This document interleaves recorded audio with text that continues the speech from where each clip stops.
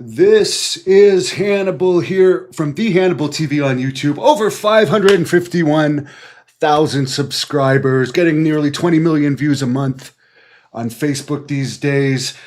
I've met a lot of good and bad people in wrestling. Some people end up being very disappointing. Jacques Rougeau really is one of those people. He's one of those fake nice guys in wrestling that really aren't so nice, in my opinion. And I actually understand why Kevin Owens doesn't like him now. I mean, I trained with him for a year. When you do his shows, you have to practice the match. I lived in Ottawa. I would commute to Montreal, which is about a 2-hour drive, practice the matches. I did it when I started. I did it again in 2014 when I did my comeback after getting cured of Hep C, wrestled with him again, trained with him again. And after training for months, practicing this match, because that's the rules you have to abide by, I only got $400, which didn't even cover my gas. And eventually, he found out I was going to wrestle AJ Styles, and he said I had to make the choice when I did my comeback in 2014. Even though I was wearing a mask, I couldn't wrestle for him under a mask, or I couldn't wrestle AJ Styles. So, of course, I have my match with AJ Styles. And I didn't bleed in that match, by the way. And I've had about 1,000 matches. I've wrestled in IWA and WWC Puerto Rico. Maybe bled 3 times in my whole stint in Puerto Rico. Wrestled in England, didn't bleed at all. Wrestled for WWE, TNA, didn't bleed in those matches. I'm actually a former national champion in amateur wrestling, Canadian Open winner in grappling, an Olympic trials silver medalist in Greco-Roman wrestling. What amateur wrestling have you ever done, Jacques? Because apparently I bleed in all my matches he accused me of recently. And for a guy that, by the way, Jacques had Hep C at one point. He said it on tape that he's had Hep C and gone through the treatment. He had a lot of bloody feuds in his career. So to act like he'll do nothing bloody anymore is bullshit. And let me just play one thing before I explain to you why I'm mad at him. Let's play this. Okay, I'm going to dedicate this to you, okay, Dev? To my best student, a good friend,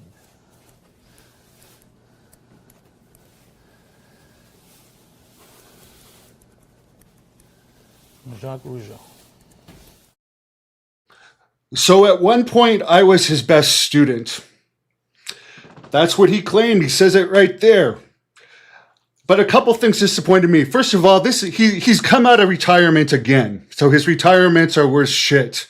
I was supposed to be involved in his last retirement match at Jerry Park back in 2000, I believe it was 18. I was there to cover it. But after telling me by phone he was going to have me in the match against him, he didn't end up doing it. But he let me cover the event fine.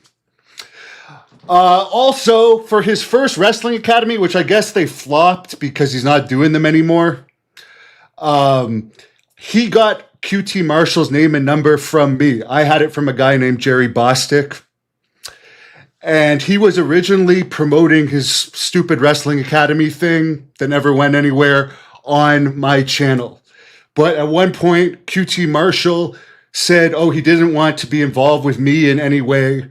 So Jacques totally disowned me and went on to tell people that he actually got QT's info from Jeremy Prophet, who ended up winning, which makes no sense. So the guy that won it was the one that found you, the guy that helped make the selection. Anyways, that's beyond the point. Let me play to you why I'm mad at him. Because I asked him to be a part of my event I'm putting on August 1st. And he basically said he didn't want to be involved in anything with the kind of violence that I bring to wrestling, even though he is just as known for his bloody matches as anyone. And I've wrestled probably 20 to 30 Hall of Famers, including Brutus Beefcake, Honky Tonk Man, Lanny Poffo. I've been in there with Sid, never bled.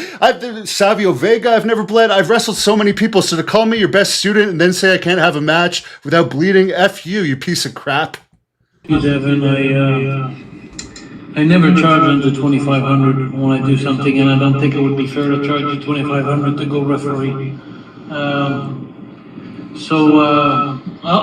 know, it's tempting, but I definitely, you know, I feel like I'm not gonna, you're not gonna like the name there, but anyway, I feel like I'm trying to choke you out of some money, which I'm not.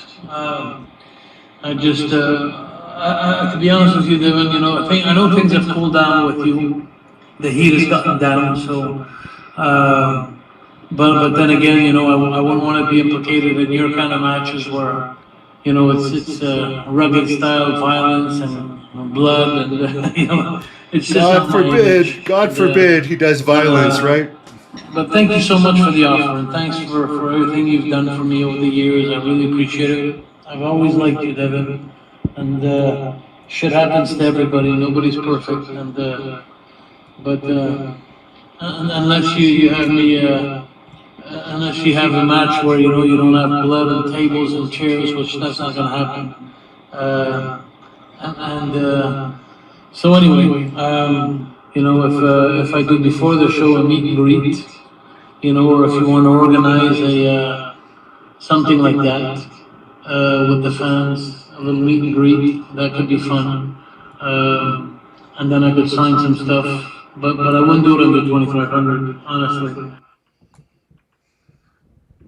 Just between you and me, Devin. How much are you paying RVD?